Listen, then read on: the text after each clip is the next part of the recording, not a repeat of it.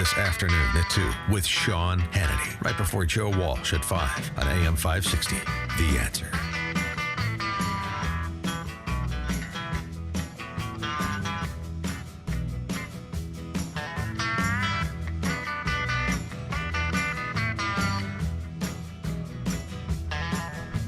Good morning, Dan and Amy.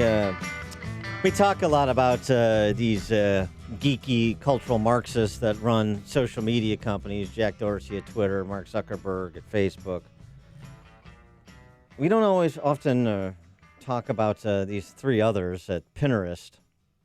You use the Pinterest? I don't. Neither use do the I. Pinterest. Yeah. Ben Silberman, Paul Sciarra, Evan Sharp, they're the cajillionaires who founded Pinterest.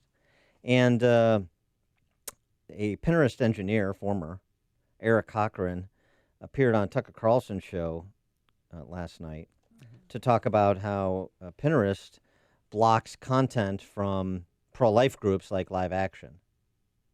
Internal documents that were obtained by James O'Keefe, Project Veritas, from Cochran show the social media giant Pinterest monitored Live Action, which is a pro-life organization, and a staff member allegedly added to a pornography block list as a way to censor it. Live Action was banned from the platform for spreading harmful information on Pinterest, according to Pinterest, including medical misinformation and conspiracies that turn individuals and facilities into targets for harassment and violence. In other words, they were providing their views on the life issue and substantiated by, scientific evidence, logic, offering a viewpoint on the topic. For more on this and sort of the censorship combined with the cultural Marxists that are in public offices like the governor's mansion in Illinois, we're pleased to be joined by Samantha Kamman, contributor to Lone Conservative, ambassador for Live Action, and a columnist for the Rogue Review. Samantha, thanks for joining us. Appreciate it. Yeah, thank you very much for having me. So since you're affiliated with Live Action and Lila Rose and that organization, we've spoken with her before. What's the reaction to this revelation from James O'Keefe's investigative reporting? Well, I mean, it's rather surprising. Like, they're adding them to the block list for being a porn site. Like, come on, are you kidding me? It's ridiculous. So we're just going to try to get the message out there, the pro-life message. It's one that's peaceful and loving. And that's all we have to try to do is do our best on that. And the experience of Live Action, in addition to other pro-life groups, this is not unique. Social media giants looking to curtail opportunities for pro-life organizations to participate in these on these social media platforms. Oh, Twitter has in the past tried to prevent Live Action from being able to post their content on the site. They've threatened Live Action with blocking them from Twitter unless Live Action were to remove videos depicting abortion procedures and information about abortion from Live Action's own website. So how do you guys fight back? What do you do? Well, I'd hate to use the word fight back because you want to stay peaceful. I mean, there's enough negative stigma about the pro-life movement, but you just have to try to get the message out there through articles. Like there's one I wrote recently with the Washington Examiner exposing the International Planned Parenthood Federation that was supposedly hiring prostitutes for staff and donors and guests. The Daily Mail broke that story. What? Yeah, right, exactly. I wanted to get to that. We talked about it briefly yesterday. Give us some of the details on that. I know you wrote an op-ed about it in the Washington Examiner. The details on Planned Parenthood trafficking and prostitutes the world over were a particularly egregious case in Africa. Yeah, so the Daily Mail managed to bring to light court papers and internal emails that suggest that the International Planned Parenthood Federation, which helps fund abortion overseas, had been hiring prostitutes for their staff, donors, and guests at their official functions. But what's really interesting is that the United Kingdom's Department of International Development still donated, while investigations into this particular case is going on, 132 million euros in aid money to this organization. Well, I mean, it seems that in this country, we still give Planned Parenthood $500 million of American taxpayer money, despite them trafficking in baby body parts.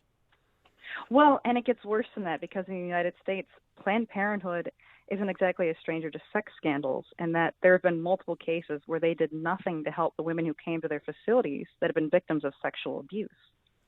And in the case in Africa, I just want to be specific about this.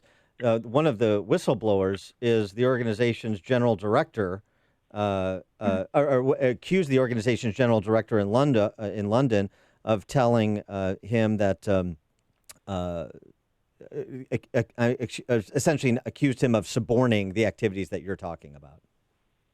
Oh, yeah, he said that it was regular, the promotion of prostitution within the organization, and it gets even worse. In court documents that he filed, he said that young volunteers within the region were even being offered to guests during African gatherings and functions for sex or sexual pleasure. Oh, my God. Well, why aren't they shut down? That is exactly the question. I'm actually a little surprised that this isn't making national news. And the Charity Commission has even opened an investigation into it, but you're not seeing much coverage of it. No, this should be the head on every nightly news, the first story out of the block. This is, I definitely agree. well, and If it was any other organization. This is an organization that is about women's rights. This is an organization that celebrates and elevates women, and according to the sort of just the standards of common decency, much less in the Me Too era, it's surprising there would be a complete lack of interest in trafficking in young girls for the purposes of I don't know, currying favor with politicos and donors in these events that are being described.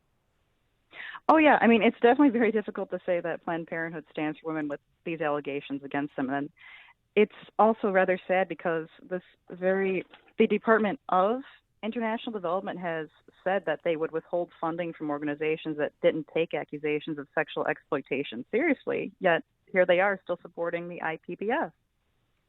You mentioned you don't want to use words like "fight back" because you want to, promote the pro-life movement properly as a movement that is loving in nature, nonviolent in nature, and yet these questions arise sort of in our politics generally about how combative conservatives, pro-lifers should be in the face of violence. Sophie Lewis, who is who teaches at the Brooklyn Institute of Social Research. We talked about her new book the other day, Full Surrogacy Now! Feminism Against Family. She wants to abolish the family and, sort of Plato's Republic, dumbed-down version. She also said this about abortion, quote, "It's a form of killing that we need to be able to defend. It is, quote, acceptable violence," unquote. So how do you respond to the Sophie Lewises of the world, other than amplifying what they're saying? Well, I would say that abortion definitely is a form of violence. It's one of the greatest human rights violations of our time. But what we need to do is we need to make sure we are building a society that's life-affirming and loving, and we need the family. So she's kind of incorrect about that because women need that support when they're faced with this situation, not abortion. And what did you think yesterday of Illinois and our governor signing that disgusting pro-abort bill, infanticide, that he signed yesterday? I think it's incredibly heartbreaking, and in the long run, that's not going to protect women. It's just going to protect the abortion industry, and that they're actually going to let non-physicians perform abortions. Yeah, it's all about making money. And everybody was in a celebratory mood. I'm looking at front page of the Northwest Herald suburban newspaper here, and the headline, of course, the headline is this. The headline, Illinois now a beacon for women's reproductive health care. Beacon. Yeah. Yeah. Well, but I mean, the pro-life movement has been incredibly successful, and perhaps we're on the cusp of the Supreme Court overturning Roe v. Wade and returning the issue to the states in the next 24 months. However, you have to be self-reflective.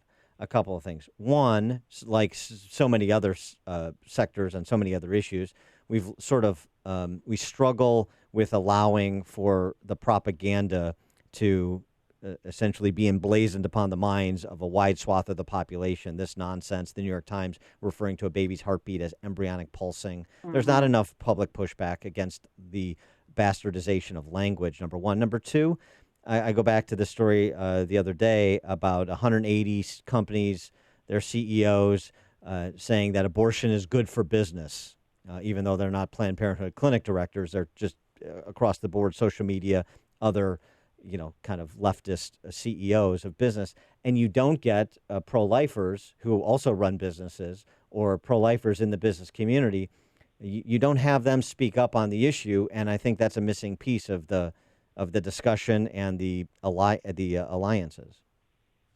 Oh, yeah, I would agree. And definitely when there are pro-life resources like pregnancy centers, for example, like Aid for Women that try to do everything they can to help women in this situation, organizations that are pro-abortion, especially like Planned Parenthood, try to demean them and say, oh, they're just trying to lie to women and shame them out of having abortions, but that's not true at all. So it makes the discussion rather difficult. Well, I know, but what's to be done about it? I mean, they're going to lie and they're going to say things like Sophie Lewis said. So what are we to do about it? We can't complain about it. They get to participate too. They get to lie even. And so what do we do about it? I would say that's where we just have to try to get the truth out there as much as we can.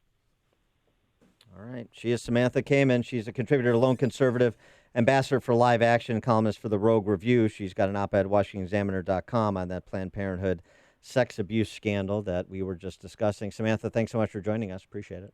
Thank you so much. Take care. And she joined us on our turnkey.pro answer line. This is the morning show more Chicago radio listeners are choosing. This is Chicago's Morning Answer on AM 560.